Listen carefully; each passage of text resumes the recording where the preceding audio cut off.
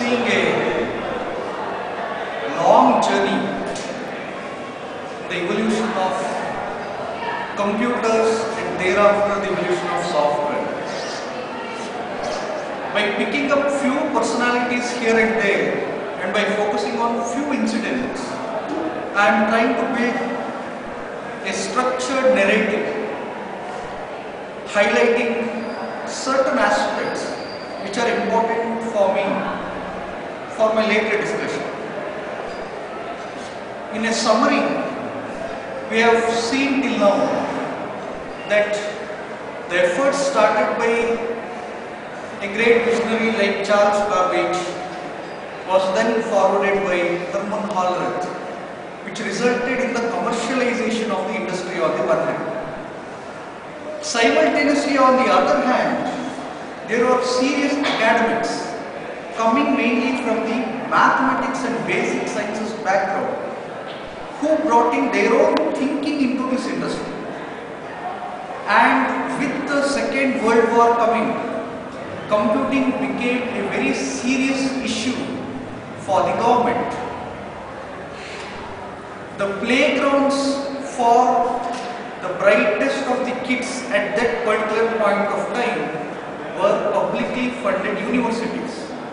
One such place, the MIT, is what we are seeing. The people who were there in those periods, rightfully called by historians now as the decade of madness, the 1960s to 70 decade is rightly labeled today as the decade of madness. All sort of extreme behavior was seen during those days. You can just look at the older photographs of your parents probably. You will know what a life did they live. Long hairs, hippie style, free lifestyle as they believed, experiments in spiritual side and many other things. They lived life in a very royal manner, carefree attitude and all. It was a decade of madness. If you see the ups and downs in the 1960s and 70s, you would see that they reached the peaks of the creativity and everything suddenly dropped. 1975, India saw emergence. So it was really a decade of madness. The kids who came to the universities during this time, especially in MIT, had a fatherly-like figure. I wouldn't say fatherly, that would be a slightly not appropriate. A guardian kind of figure in McCarthy, who tolerated such things, and later Minsky followed it. The order of the day was to resist all sort of controls, doing whatever you feel you should be pursuing in the rightful manner or wrongful manner also, for that matter. Experimenting, believing that nothing should be out of your hands. If you want something, you should go and take it. The universities did encourage that kind of behavior for a considerable period of time. Breaking locks was tolerated. In that period of time, something happened, something unexpected happened, which changed certain things. You know, these boys who were originally labeled as hackers were having certain culture. Every culture will have its own traditions, belief systems. It slowly evolves. This hacker culture also slowly evolved in MIT. Later it went to Stanford also because McCarthy went there. For example, the visits to Chinese restaurants during long nights, stay of coding. These things may appear very non-significant if you read or hear such stories today. Why should hackers be so dedicated to Chinese food?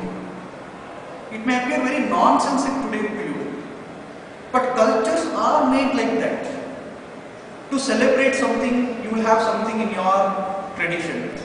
For example, why do we celebrate all the festivals? To commemorate something, to remember someone. That is how cultures are built. You need heroes, you have to remember them, there should be some celebration. Hackers too had such cultural one such cultural tradition was going and eating in some Chinese restaurant a particular kind of menu on April 1st every year. Why? Because there was some story behind it.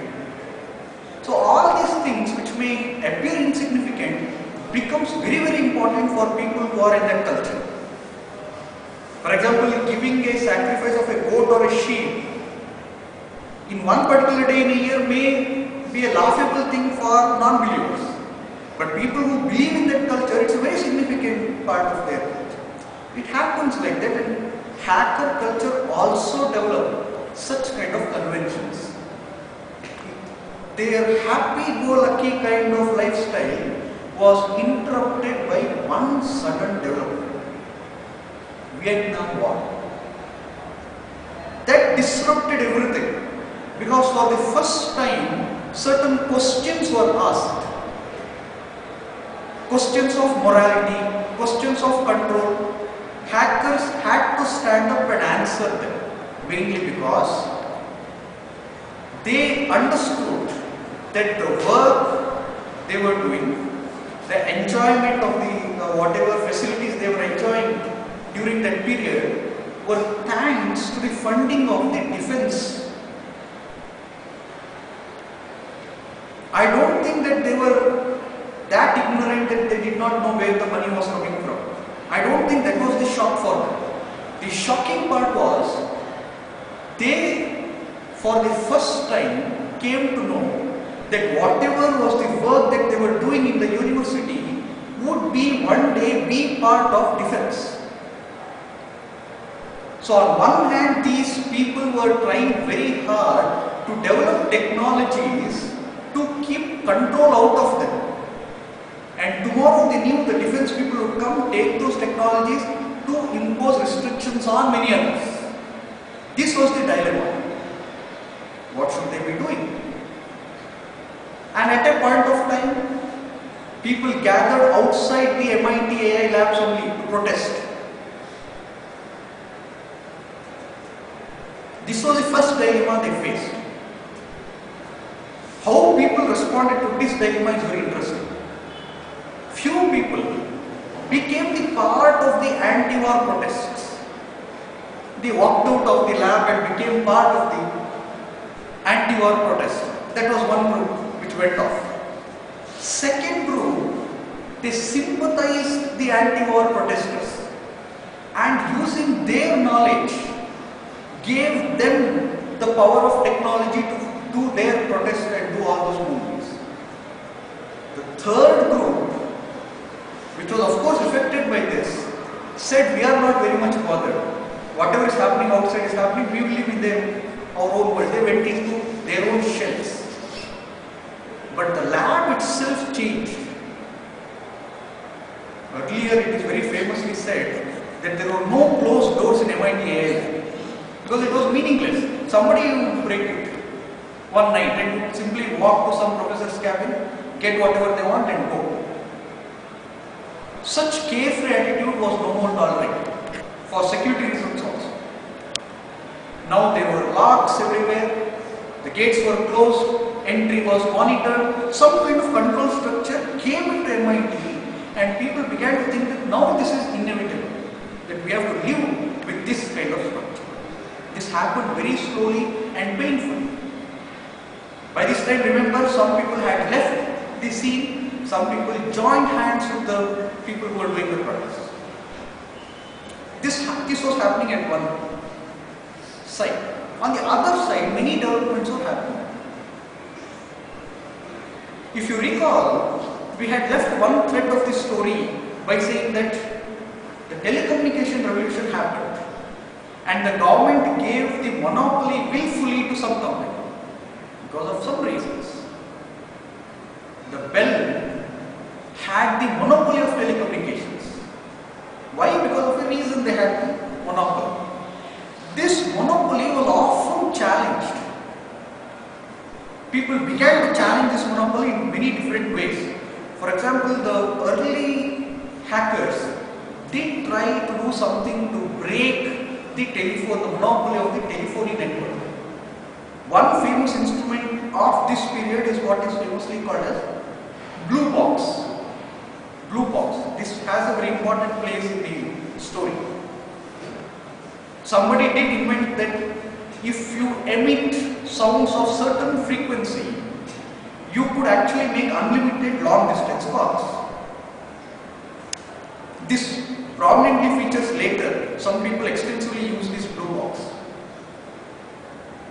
After a period of time, there were complaints against this monopoly of Bell that they were having the complete control of long distance calls and domestic calls, and why should one company have it?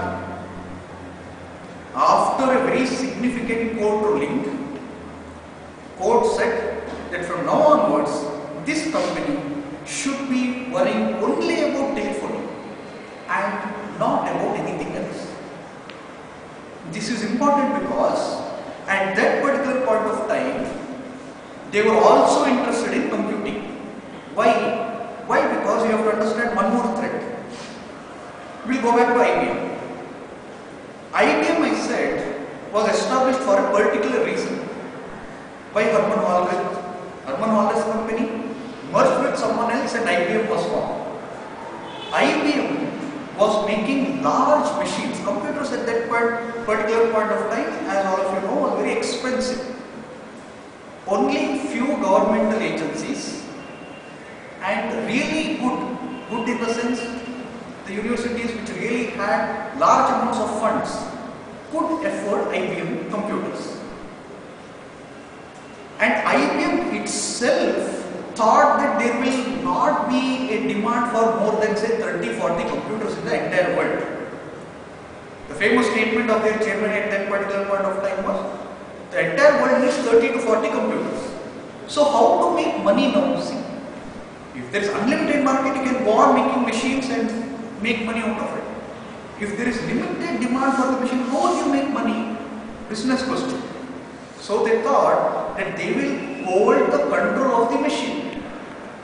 Speaking in today's term, I can say that the vision of IBM at that particular point of time was, okay, machines will give you money, but maintenance of that machine will give you larger amount of money. That was their idea. So there was this high priests who were controlling the access to the machine. You are not allowed to simply go and use a machine. It was severely restricted. Then someone thought that this is actually a waste of a very powerful resource. That you go, you give your work, the computer will do the work, batch processing as we call it. It will do the work and then you get output, then someone comes. What is the simple solution for it? Time sharing. Time sharing. Such a beast of a machine should not be allowed to rest. It should be completely fed with work. The idea was that of time sharing. Since you know time sharing, I am not spending much time here. But the first system to come with time sharing was called CTSS, Compatible Time Sharing Systems. This came. This was a commercial version of a solution. But in MIT, when the solution first came, hackers were not happy because of the usual problems of any commercial solutions which comes like this. So they developed their own version of time sharing and they named it ITS. The best time sharing machine of that time was labeled ITS, Incompatible Time Sharing Machine. Hackers always love wordplay and a certain amount of intelligent humor. So it was called ITS, Incompatible Time Sharing. How it was going was actually time sharing. But this compatible time sharing system, they wanted to make a fun of it. So incompatible time, ITS. Yesterday,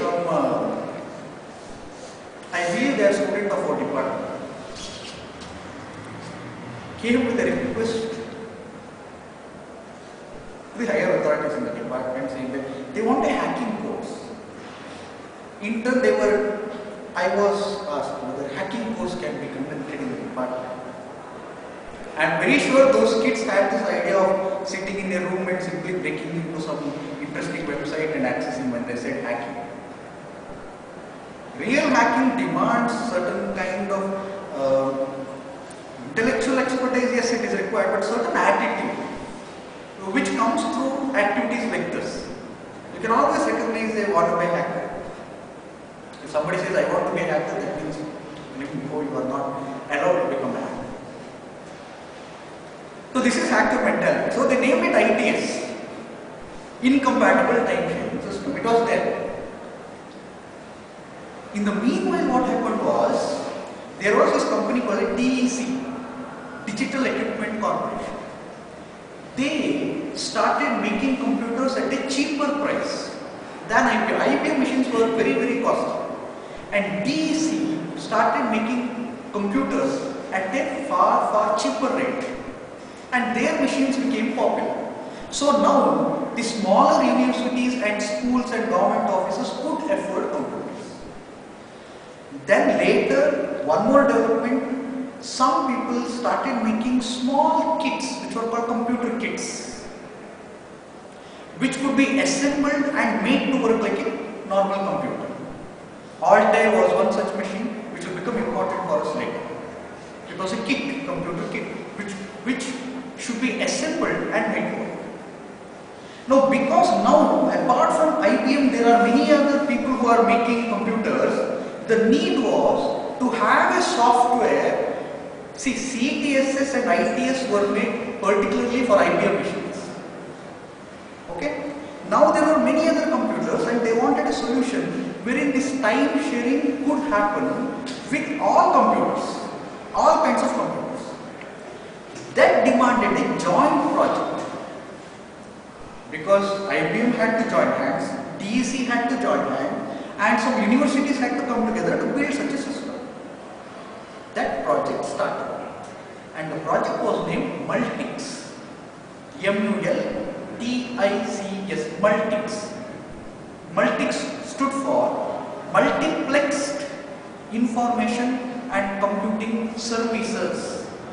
Many people say it as system, it is not system, service.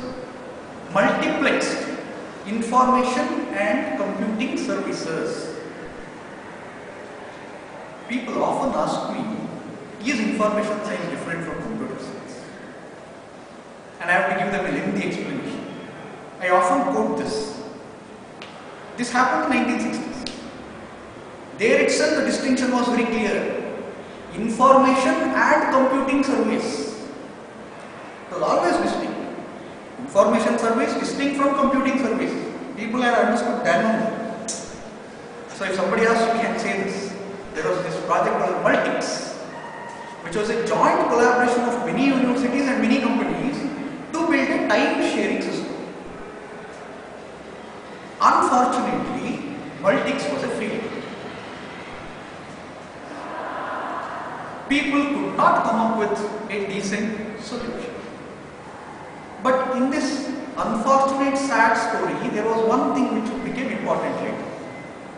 One good husband was part of this group, Ken Thompson. Why I call him good husband? Because his wife went to meet her parents for 6 months or whatever. This guy, being a good husband, he decided that now he has peace of mind and not enjoy because the wife is not there, but sit and write a complete operating system in lines of Multics. Who will do it? Wife not there for 6 months, he is alone, and he thinks he will write an operating system. So he reserved some time. 1 week I will do this, 1 week I will do. One person, Ken Thompson, who was working in Bell Labs at that particular point of time and a part of this Multics project, sat in absence of his wife continuously for 4 weeks. Done. What did he name it? Again a wordplay on Multics. He named it Unix.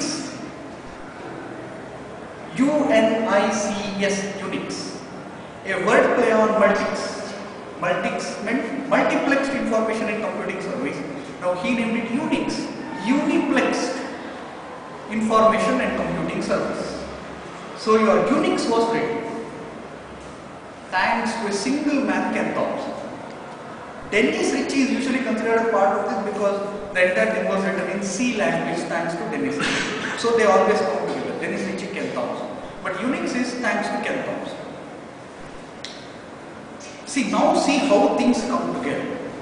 See, on the one hand now, Bell Labs was prohibited from doing anything with computing. Now Ken Thompson from Bell Labs has developed Unix, which is by far a very, very good software for its time.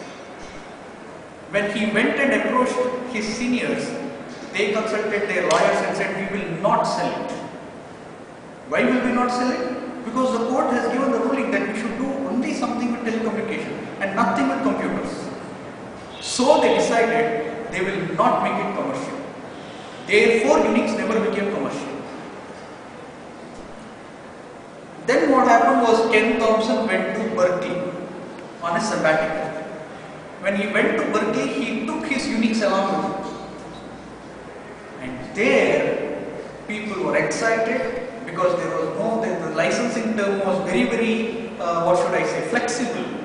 There was no license fee. The license fee had to be paid to Bell Labs, but it was very, very nominal. So they could afford it. Anybody could afford it. So the porting of Ken Thompson's UNICS Unix happened at Berkeley. And your modern version of Unix, the CS replaced by single X, came in Berkeley. Later they came with their own distribution called as BSD. But first Unix happened there, the porting of Unix. This happened at one particular point of time. Later now I am taking up the story of the hackers having a good point of time, having a moral dilemma after the war. Something happened during the war also. And with the availability of these cheap computers, and with the hackers actively supporting the outside protesters, all these things together, people outside the university also started to have some kind of interest in computers. Because there was no other way to exchange information, they started having small neighborhood groups where all the enthusiasts would come together, exchange information. One such group was Homebrew Computer Club. Our action takes place there. Homebrew Computer Club. This was located in Silicon Valley, present day Silicon Valley, where people would simply drop in whatever they knew, they would exchange. Big box kept. Whatever software you have written, the tapes would be dropped there. Anybody who wanted, take it, make copies, bring it back. Open culture. Homebrew Computer Club had a visitor. His name was Steve Wozniak.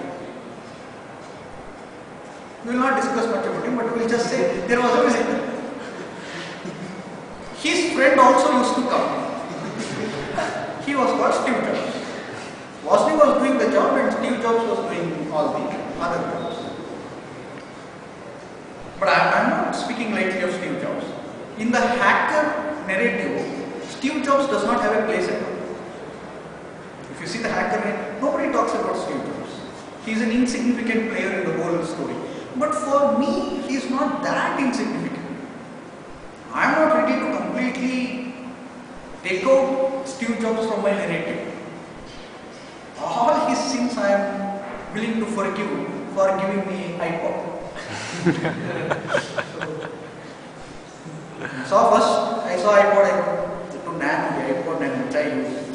I am madly in love with. All this is object of desire. Steve Jobs is like a father-in-law or something. that way, see technology is something. Agreed. You need good people to write the technology, do that, this, yes. But you also need someone to visualize things and put it in a proper place. Steve Jobs had his rise, his fall, his rise, and today what's happening with him we don't know. I mean, it's quite, what should I say, important for us to remember that there was such a guy who did so much. He may not have contributed technically all that apart. He gave a vision to the industry. He dreamed big. What if some of his dreams never were realized? But he had the ability to dream. Some of his biggest dreams are true. So we should respect it. But again, in our narrative which we are doing today, Steve Jobs does not have a place. Wozniak has a place because he was supposed to be a good hacker and all.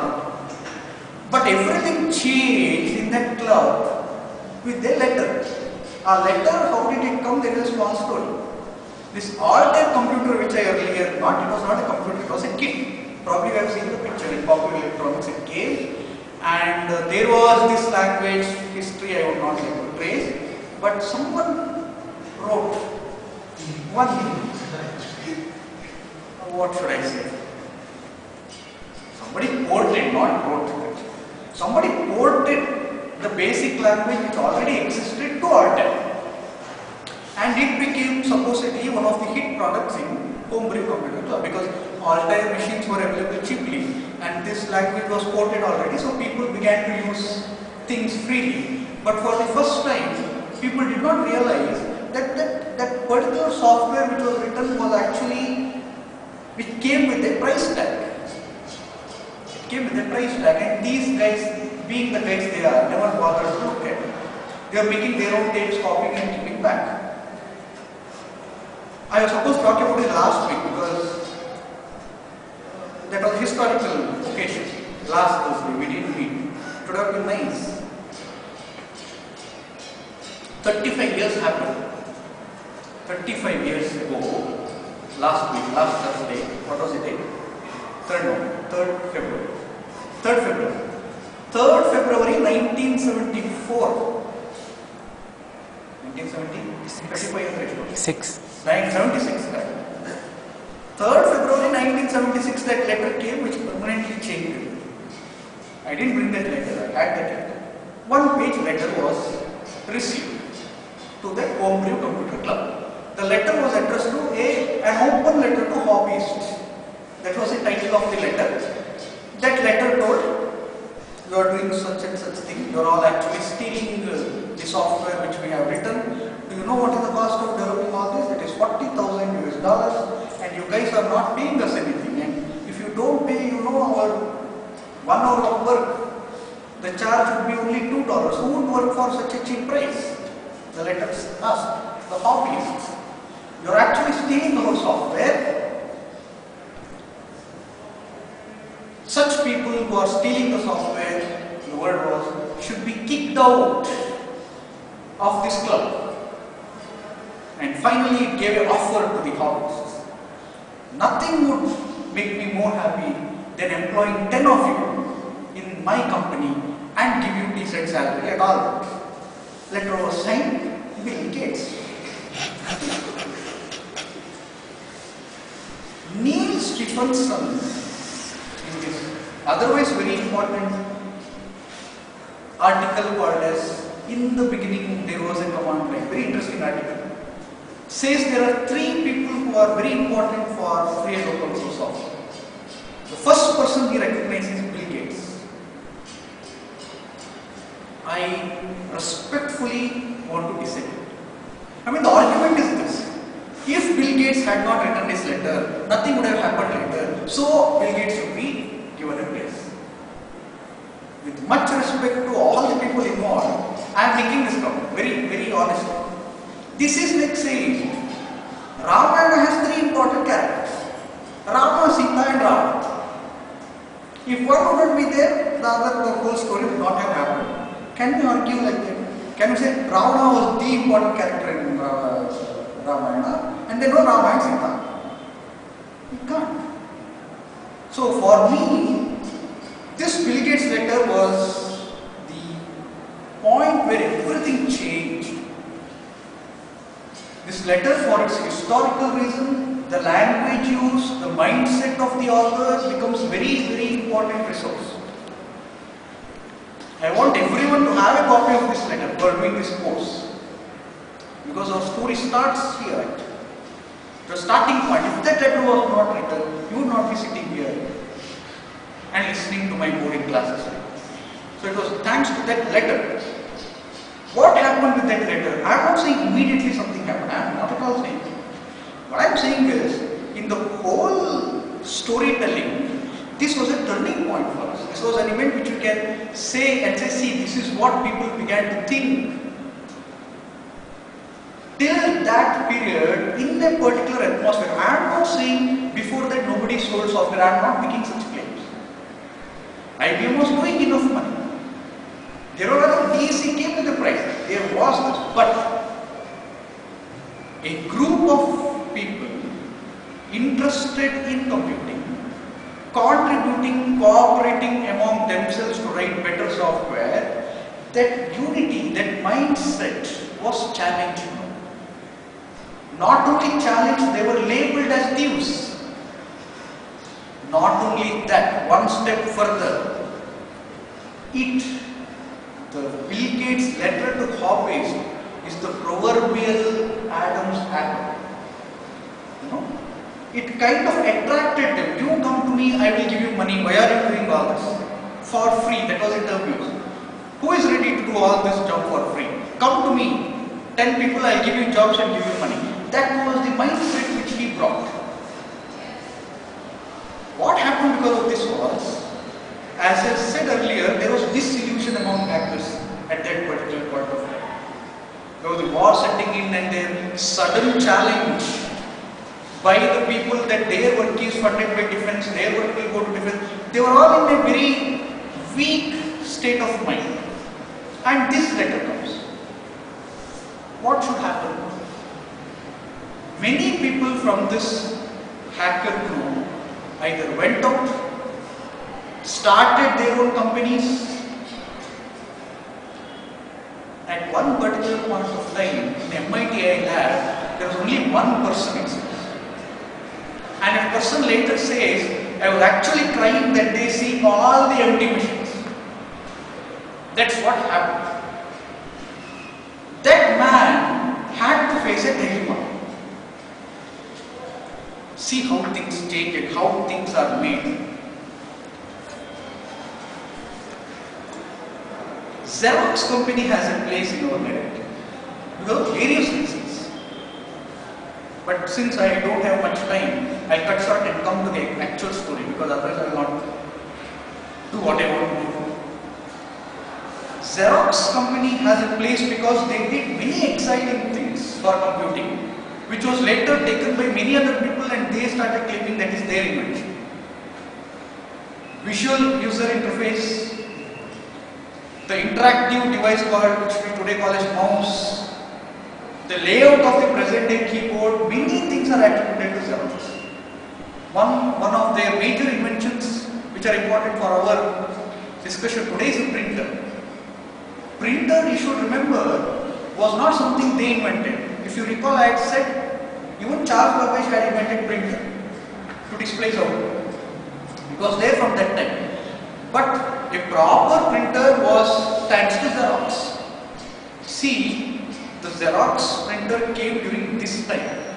This time in the sense, the time when people started believing that they can withhold the source code or the recipe of software. They need not give it. That is when Xerox came and launched its new printer. MIT Labs procured that printer, was there. It jammed one day and our story starts. It jammed one day when printer jammed. And the person who was then the only remaining person of this community promptly said, okay, give me the source code, this is a very simple thing to do. Why did the jam happen? The jam happened because people do not know that the printer is already doing some job. So what I need to do is, just when a job is happening on the printer, I have to send a message to everyone saying that see, some printer job is going on, you please wait. Once the job is finished, you submit your work. That's what I have to say and I do it. That person thought, because he knew how to write better code. And for his utter shock and disbelief, discovered that this source code was not available to him. Because the company said we are not parting the source code. The previous printer source code was available and they had done such things and many better things. Now suddenly it was not available. He faced the moral dilemma.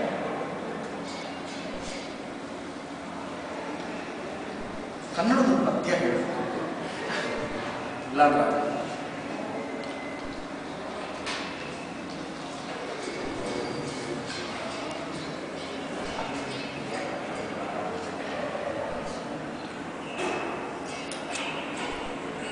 Dara Bendre anta. There is a poet called Dara Bendre. Dattatreya Ramachandra Bendre. He won the second Jnanpith Award for Kannada. A very interesting poet.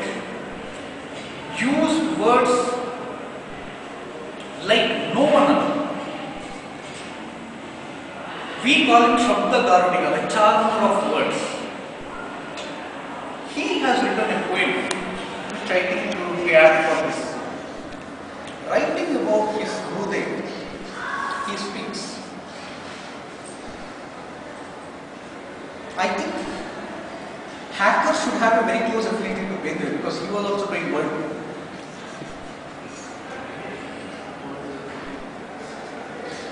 Dudidu besattaga, see the word, poet uses the word. Dudidu besattaga, dudidu sattaga. Dudidu besattaga, dudidu sattaga, only difference of base. Janata hikkin haadu helavu. ನಿನ್ನಂಗೆ ಆಡಲು ನಿನ್ನಂಗೆ ಹಾಡಲು ಪಡೆದು ಬಂದು ಬೇಕು Gurudev. Very difficult to translate, but I'll make an attempt. When people are tired of work and when they are dying of boredom, you sing the song of joy. To sing like you and to be like you, Gurudev, he should be a blessed one. Here the poet is saying that when the entire community of people is having this tiredness in them, when the entire community does not know what to do next, someone who is blessed will come and sing the song of joy. It is witnessed every time. Krishna makes this very clear. Chapter 4. Yada yada hi dharmasya glanirvavati bharata abhyudanam adharmasya tadatmanam sujamya paritranaya sadhunam vinashaya kshatrasmritam dharma samsthapanarthaya sambhavami yuge yuge. When there is no hope in the world, he says he will come. We will interpret as someone will come.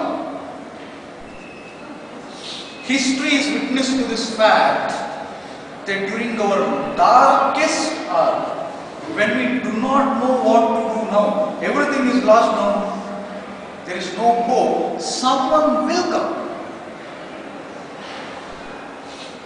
Few days before, when the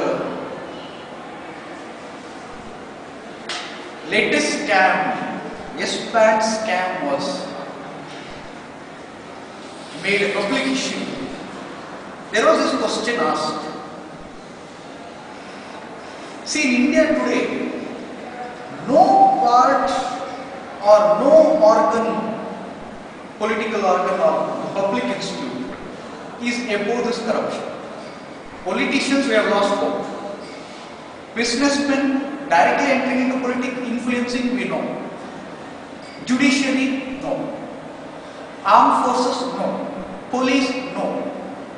We at least believed in scientists, even they, no.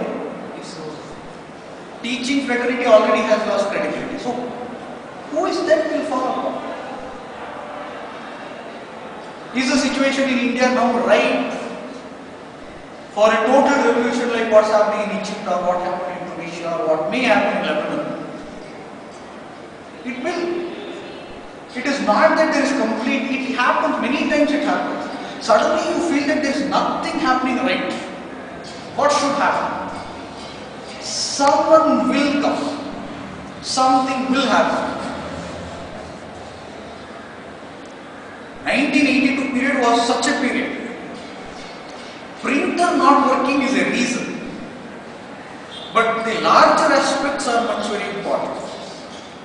Larger aspect was, on the one hand, you have this belief system which developed not only from 10-20 years, But I am drawing this story from a long time, that this belief system was there from a long time. This was at stake. You have no one around. People who believed in this are today no more with you. What should you do?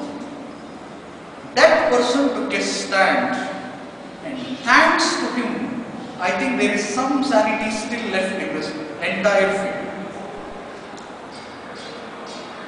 Richard Stallman, the biographic details of him is not that important for me. When was he born? Who was his parents? Of course, for a real enthusiast, these things may become important. And even I have read his unauthorized biography and all. That he was a physics graduate, he was very good in maths. All that is not that important for me. What is very important for me is, once he came to MIT AI lab at that time, and at that time when everybody were disillusioned with the system, this man stood. And how? Printer not working was the trigger, yes. What were the options before him? Jam result. Take the paper out, put a fresh paper, that's all simple. What do we do? Faced with the most toughest problem, are we ready not to compromise with our principles and stand strong? Very few people have the courage to do that. For me, Richard Stallman's stand at that particular juncture is no way less than the stand taken by this young barrister, Mohandas Karamchand Gandhi, the stand he took while he was in South Africa. The train incident. The dilemma was same, and they took this stand. What stand? No compromise. Okay, people are not ready to be with you. People will not accept your thoughts. People will say the times have changed. What will you do? If you are very true to your belief system, you will stand up and say.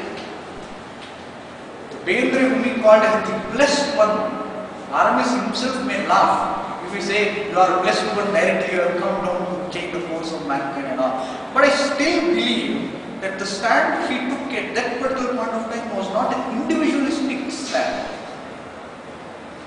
Something prompted him. Call it higher, the higher calling. Call it whatever name you want. But it was not simply the stand of Richard Stallman at that point. He decided at that particular moment that now it's time to work around this problem. If people do not give me access to source code, does not believe in my whole philosophy of accessing things, open access to their software, I will not use it. I will build my own system.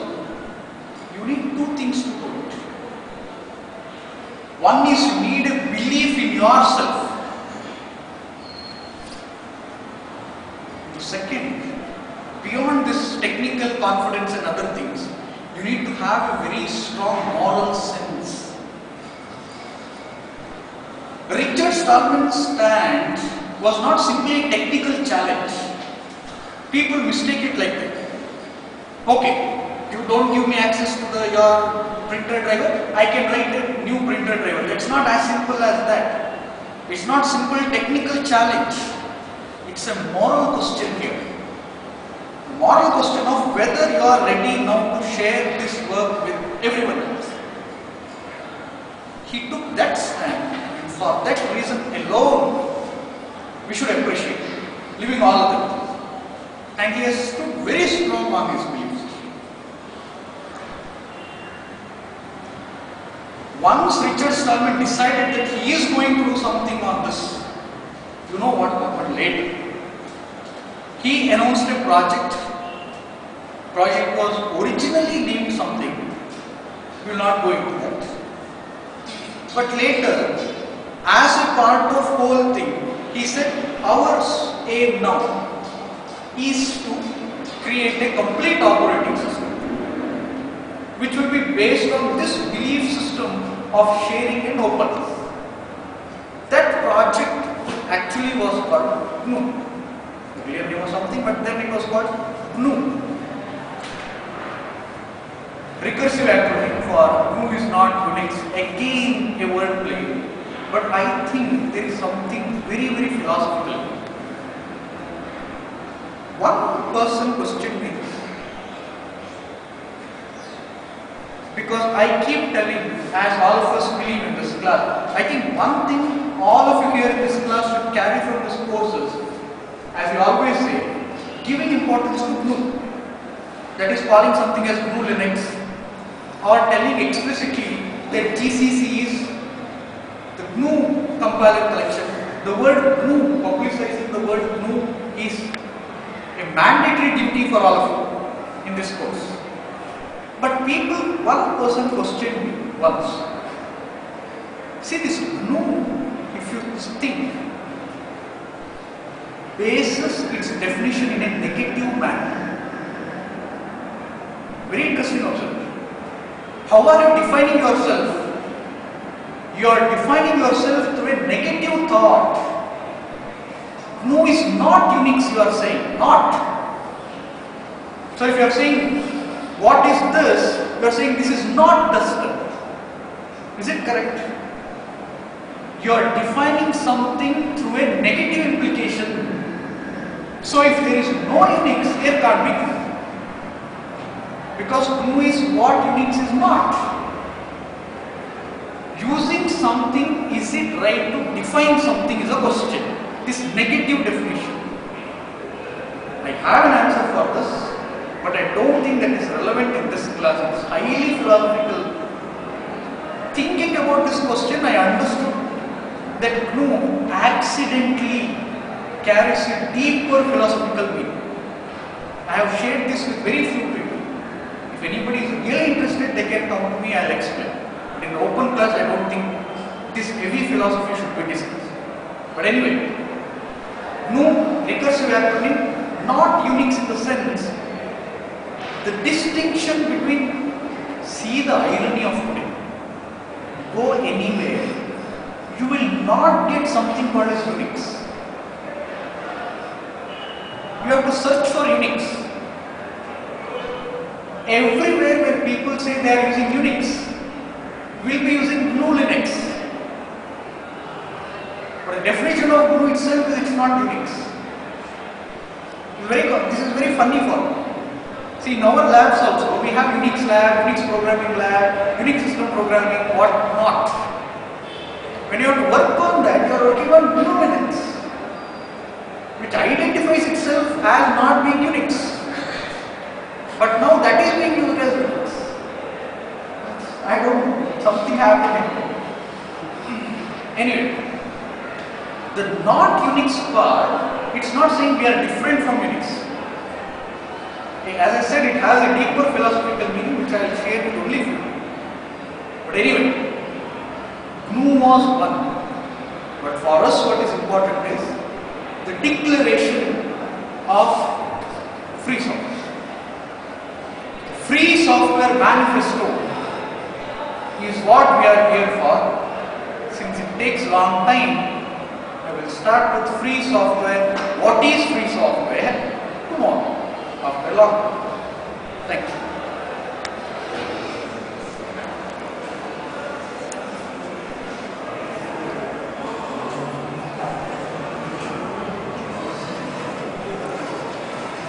I still haven't got the list.